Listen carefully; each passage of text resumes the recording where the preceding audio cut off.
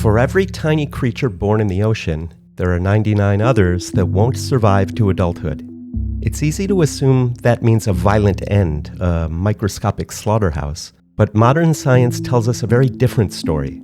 Every one of these newborns is born holding a kind of lottery ticket, and it will land in one of two clubs. The rare 1% that survives a mind-bending metamorphosis into an adult, or the 99% that never reach it. It looks like a story of winners and losers, but both clubs are equally miraculous. So what really happens to the ones that never grow up? Drag a fine net through the open ocean to concentrate the life that's scattered through the water, and you'll find newborns, far more than you could ever count. They're drifting under the waves, and more arrive constantly, generation after generation, in a cycle that never ends. They come in every imaginable form, and whatever each one is going to become, it hasn't happened yet. But with so many newborns, where are all the adults? The numbers don't add up. Something must be going on. For most of them, it ends here, not at the close of a long life, but at the very start of one. Almost every newborn out there will never reach the adult it might have become. It seems like so much life squandered, but none of it is lost.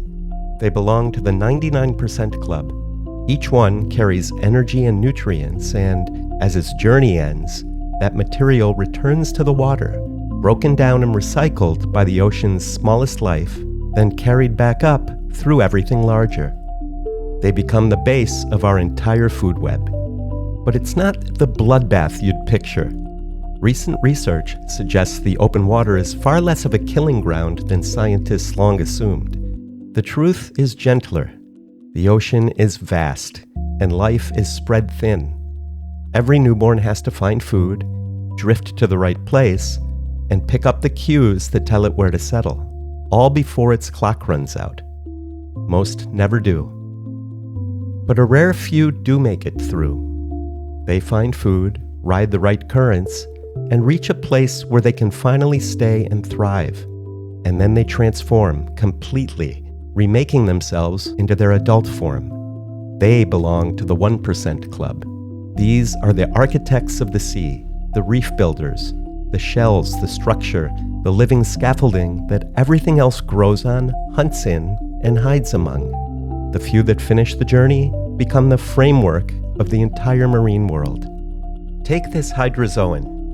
It also began as a single drifting larva, but instead of a shell, it built itself into a colony, rooted and permanent, adding new growth for the rest of its life. Established colonies bud off free-swimming copies of themselves, pulsing medusae like this obelia, sending a new generation back out into the open water to start the cycle over again. It's natural to want every newborn to make it. We like to root for the individual. But the ocean doesn't run on single lives. It runs on all of them together. Imagine if every newborn survived.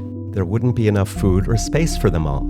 The ocean would choke on its own numbers, and the whole system would collapse. Now imagine none of them did.